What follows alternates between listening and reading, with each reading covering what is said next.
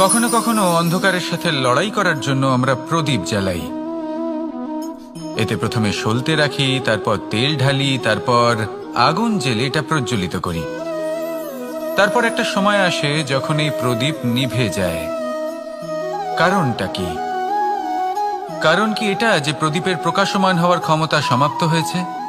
না, এই যে আগুন আমরা দেখতে পাচ্ছি, এই আগুনের জন্য যে শক্তির প্রয়োজন হয় তা আসে এই তেল থেকে।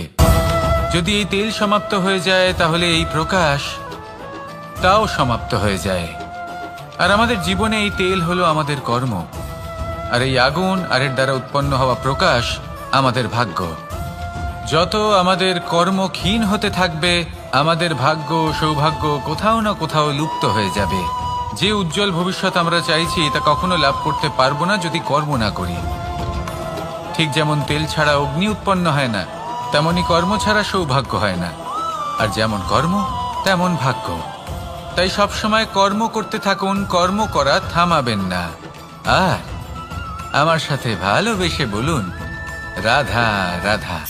জীবনে তিনটি বিষয় আছে, তিনটি বস্তু আছে, তারা যেন আপনাকে কখনো বশে না করে নিতে পারে। প্রথম হলো ধন। ধন যতক্ষণ আপনি ব্যবহার করতে থাকেন, যতক্ষণ তা আপনার কাজে আসছে, ততক্ষণ ঠিক আছে, এই ধন আপনার কাছে অমৃত। কিন্তু যখন এই ধন আপনাকে ব্যবহার করতে শুরু করে, বুঝে যাবেন যে আপনার পতনের সময় শুরু হয়েছে। দ্বিতীয় বিষয়, ফেলে আসা অতীত।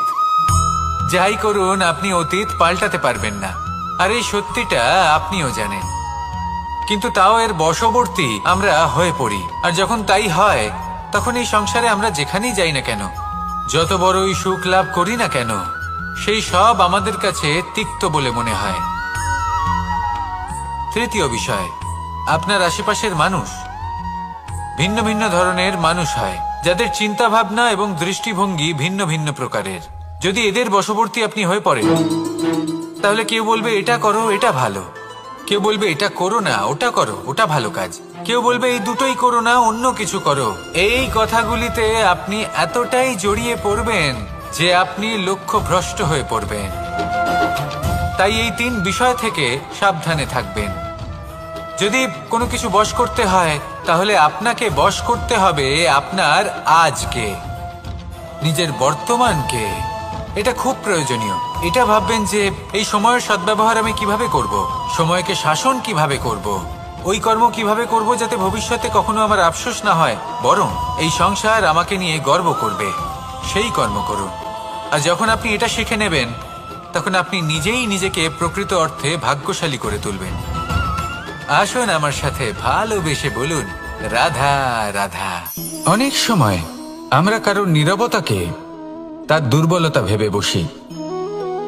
হতেই পারে সেই ব্যক্তি উত্তর দিতে চাইছেন না, হতে পারে অন্য কোনো কারণ আছে যা আমরা বুঝতেই পারছি না।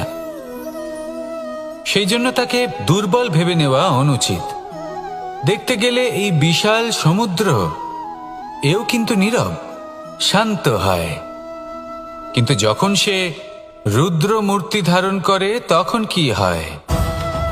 সমগ্র সংসারকে বিনাশের পথে নিয়ে যায় এই সমুদ্র, প্রলয় সৃষ্টি করে। সেই জন্য কারোর সহ্য শক্তিকে দুর্বলতা বলে মনে করবেন না। কারণ যদি এই নীরবতা নিজেকে ভেঙে বেরিয়ে আসে, তাহলে তা বিনাশের সমস্ত সীমা পার করে যেতে পারে।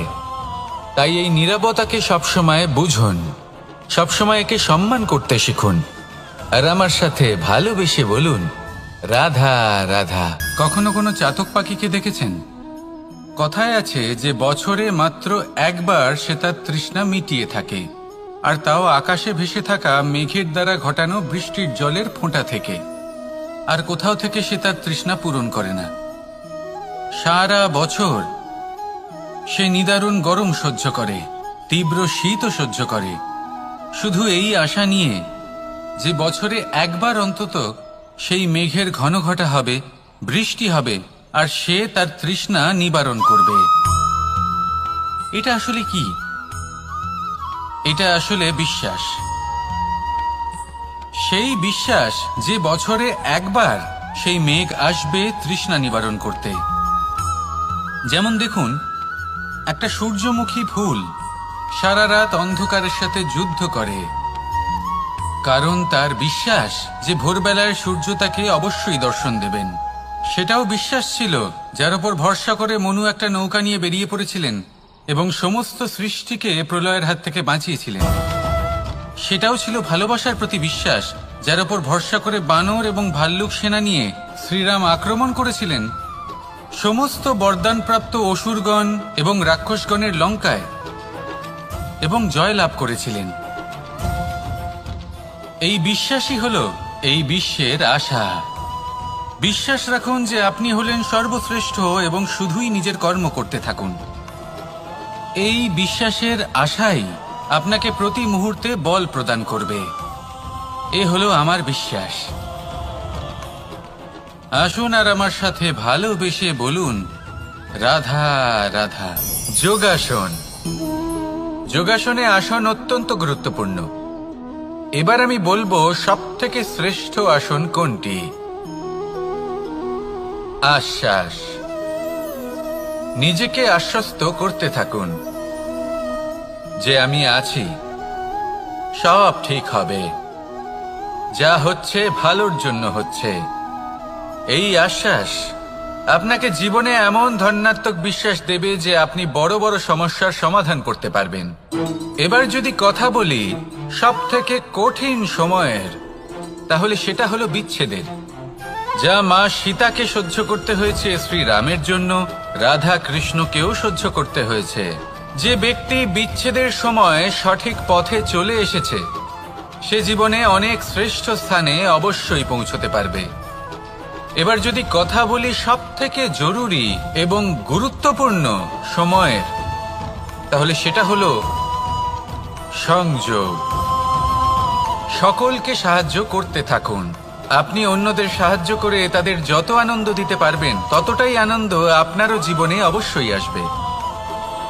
আসুন আর আমার সাথে ভালোবেসে বলুন, রাধা রাধা। সংসারে সকলে উঁচুতে উঠতে চায়, কেউ নত হতে চায় না। সবাই এটা মনে করে যে নত হওয়ার অর্থ হলো তাদের আত্মসম্মান এবং অহংবোধের বিরুদ্ধাচরণ করা। তাদের মনে হয় যে যদি আমরা নত হই সংসার আমাদের দুর্বল মনে করবে, তাদের শৌর্য এবং তাদের ব্যক্তিত্বের অপমান হবে। কিন্তু এটা কি সত্যি?